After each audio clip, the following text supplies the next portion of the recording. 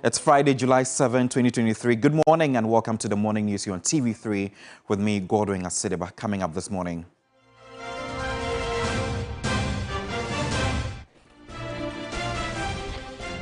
In the morning's bulletin, picketing members of the Food Suppliers Association divided over proposal by Buffer Stock Company to relocate them ahead of the scheduled meeting on Monday over outstanding arrears payment.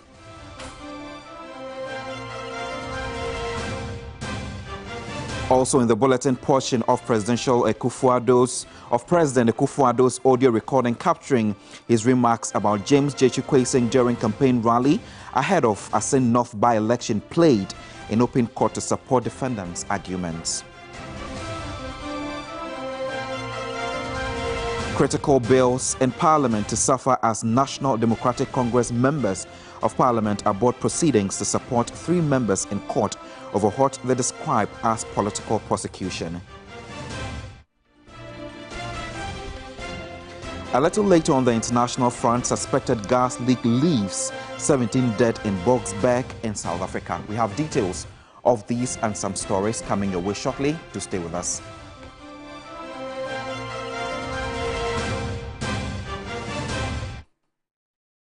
Find us on DSTV channel 279. We are also streaming across the world on Facebook. Do join us with your thoughts and comments. The details now. The picketing members of the National Food Suppliers Association were divided over leaving the National Food Buffer Stock Company premises following a promise from the Agric Minister Brian Acheampong. My colleague George Queening reports the majority of the individuals who left the facility either lived in Accra or had relations there. Day 3 of the picketing by members of the National Food Suppliers Association was rocked with a new twist. Management of the Buffer Stock Company finally reacted and offered them a proposal to accommodate them before a meeting on Monday, July 10 with the board. The agitating food suppliers rejected the proposal, which was communicated by the Deputy CEO, Kofi Amankwa, on the grounds of previous failed promises.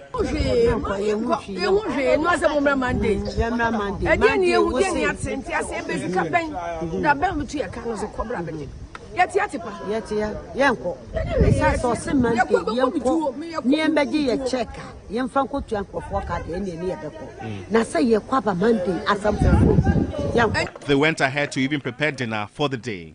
The Minister of Food and Agriculture, Brian Acheampong, showed up in the evening to talk members out of their entrenched position. After the meeting, there was division among members on whether or not to vacate the premises after his promise to engage leadership on payment. Some of us who have come far, we can stay and collect our checks. I want my money, and if they like, the whole Ghana should mark my face. I don't need a job here again. I want my money. But what happens to the others that are saying they are taking the minister's words and they are leaving the premises? I will sleep here with my surgery. The discrimination is too much over here. While some left, others were bent on staying as their departure would mean a wasted investment in their protest. TV3 will continue following up on every development thereafter and update you in subsequent bulletins. George Queening, TV3 News, Accra. The Public Procurement Authority, PPA, says their records do not reflect any information on over $48 million contract awarded by the Communications Minister, Esla Owusu-Ekufo. This was in response to a letter by the MP for North Tong, Samuel Okudzeto Ablakwa, on June 8 under Section 18 of the Right to Information Act 2019, Act 989. The lawmaker says seeking information from the Public Procurement Authority, PPA, on the approval or otherwise of a contract for a $48 million engineering, design, build, rollout and managed services for rural telephonic project being executed by the Ministry of Communications and Digitalization since 2020. The PPA was categorical that their records do not reflect any information on the said project.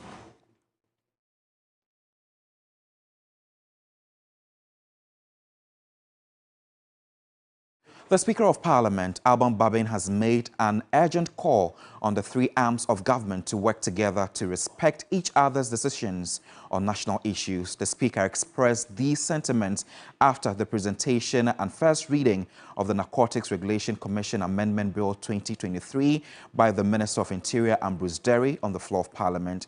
The new bill will amend the Narcotics Commission Act 2020, Act 1019, to substitute Section 48 to empower the Interior and also grant licenses for the cultivation of cannabis that has not more than 0.3% TH on a dry basis for industrial and medicinal purposes.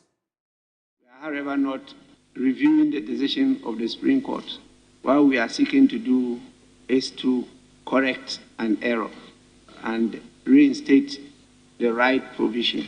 And so I am going to refer the bill to the Committee on Defense and Interior for consideration and report to the House. The committee could present the report within 1 week. It's a matter that is dear to my heart personally, and I think the country is losing a lot as a result of this decision. We need to work expeditiously to rectify the wrong. I hope that the three arms of government will work together and respect each other. In cases of doubt, it's important to consult the other arm before giving finality to whatever decision the other arm wants to take. And I don't think that it's proper for the judiciary to, without knowing how we conduct our business here, really go into how we conduct the business and make such important decisions without consulting the House. That is improper. I have made this known to them, and I want this to be known publicly. This is for the benefit of the country. With 4 weeks to go on recess, critical bills in Parliament could suffer as 137 NDC MPs aborted proceedings to support 3 of their members in court over what they described as political prosecution. Kamala Kluche reports. Following the boycott by the minority members of the House, sitting lasted for just about 45 minutes. The Speaker suspended the House for 5 minutes. What transpired had to do with the laying of papers and also the consideration of some bills and referrals to some committees to handle it. The rest of the questions are direct that they will be rescheduled. Some of the ministers were in the House to answer to some of the questions, but those that were specific to the minority MPs, and so it means that the ministers will need to make up time to come back and answer to the questions again. I don't know what kind of democracy or parliamentary procedure is this, but we are watching them keenly, and the business of the day is done for now. Kamala Kluche, TV3 News, Parliament House, Accra. Away from Parliament, we head to court now. An audio recording capturing President Akufo-Addo's remarks about James Gyakye Quayson during a campaign rally ahead of the Asin North by-election in June was played in open court. The audio formed part of the lead counsel for the Asin North MP Chachu Chikata's references in support of the argument over an alleged prejudicial remarks on the case. Lord Eduasari sat through proceedings and reports.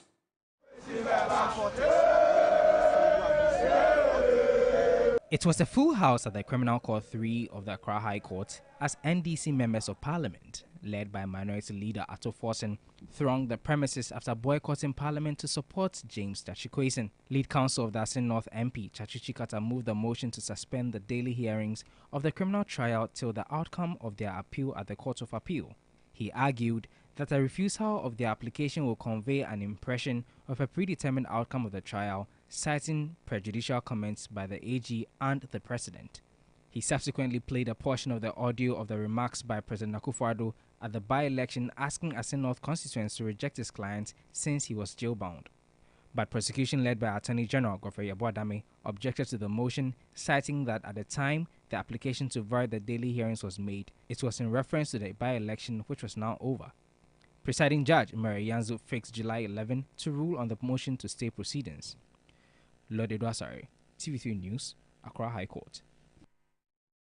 Let's delve into the labor sector now. Organized labor says it is disappointed management of Sunon Asogli for failing to reinstate the 3 dismissed workers in spite of a directive from the Labor Commission and Sector Ministry. Our labor correspondent Daniel Opoku was at the meeting and came through with this report. We were hopeful that today we will get a deal. All what management has requested, we were ready to provide.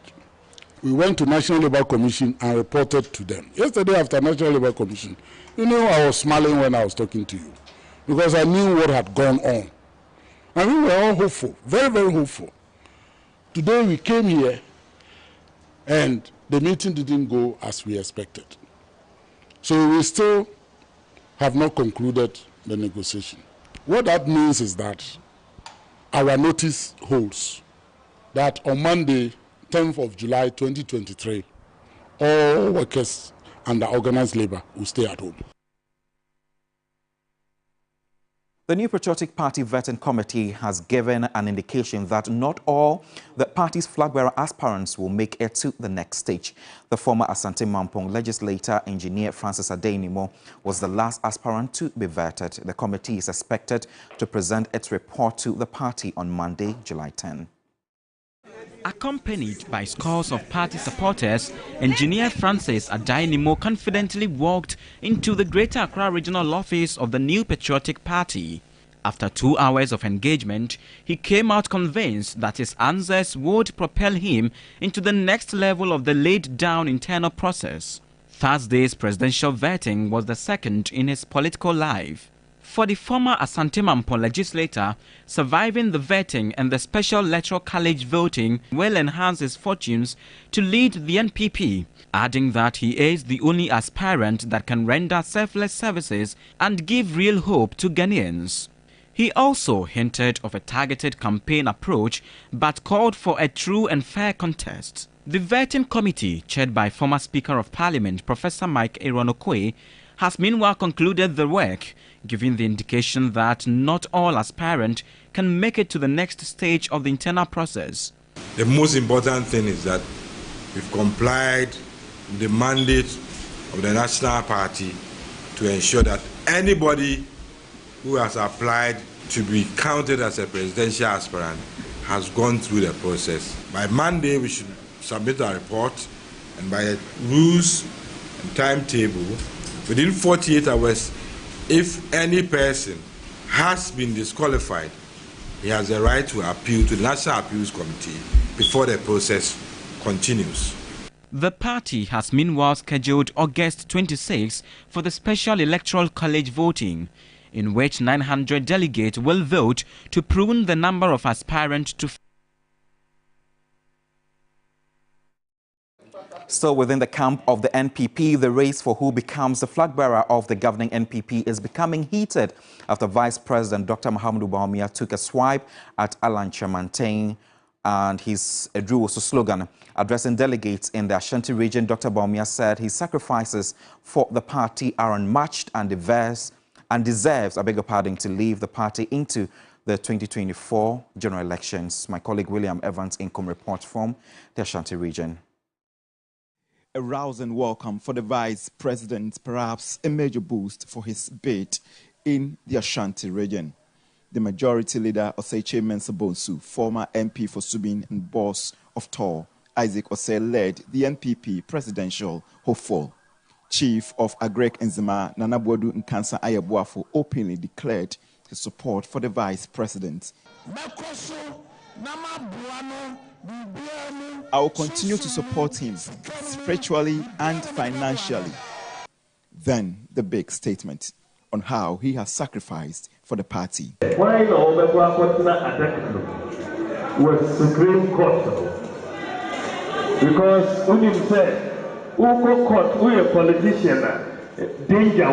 When I sacrificed to stay in the dock at the Supreme Court, when they were finding excuses to defend the party at the court, no one said it is my time. Now they are saying it. Former MP for Menchia North and Ashanti Regional Campaign Coordinator of Alan Kyerematen described Dr. Bawumia's comment as frivolous. How can the Vice President say that some people ran away when they were called upon to stand before court to defend the cause of the party? Who are those people? But to the best of my knowledge, Nana Addo Bawumia's ticket is a joint ticket. It's one of even the cardinal reasons why complainants grant power of attorney to Dr. Bawumia to mount in the witness box to testify. Let's talk about something that means a lot to you and I, especially to parents. The maiden edition of the 3FM Baby Fair begins this morning at the Marina Mall. The 3-day one-stop shop event for childcare products, toys and childhood development products will end on Sunday, July 9. Fair at the car park of Marina Mall will be live on 3FM 92.7.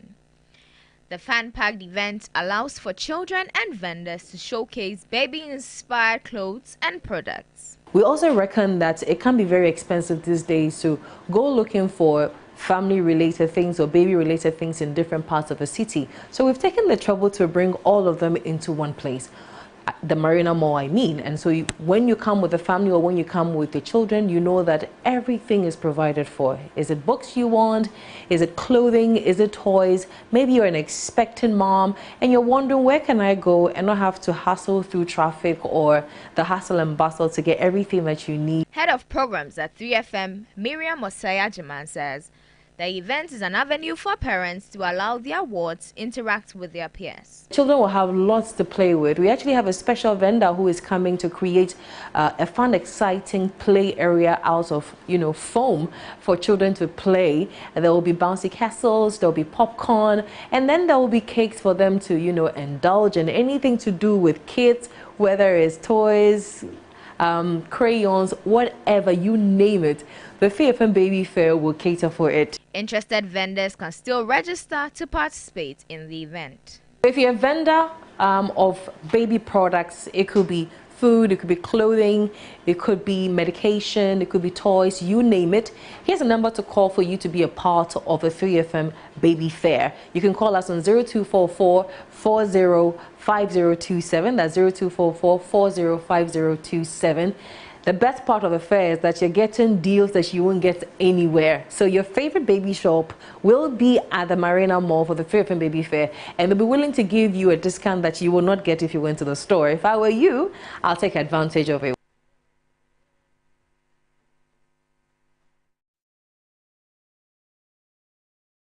Okay.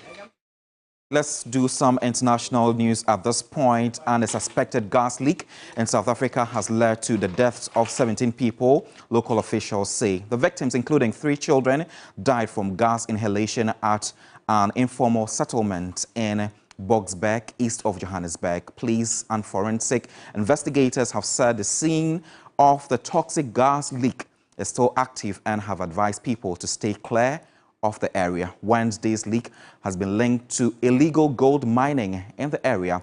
Gases are often used by illegal gold miners known locally as zamas to extract gold from soil stolen from abandoned mine shafts. One of the gas cylinders was found leaking in Boksburg's densely populated and Jelo shanty town. The victims were found within 100 meter, which is 3 to 8 feet radius of the scene. The scene was heartbreaking. The bodies were scattered literally everywhere, said Panyaza Lesufi, premier of the Gauteng province.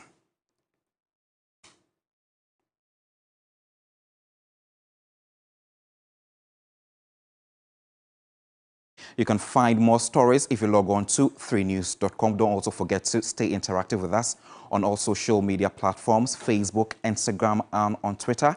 It's TV3 Ghana. My name is Godwin Asidba. The show continues with Roland Walker and Bella Mundi. Good morning. Good morning. How are you? I'm fine.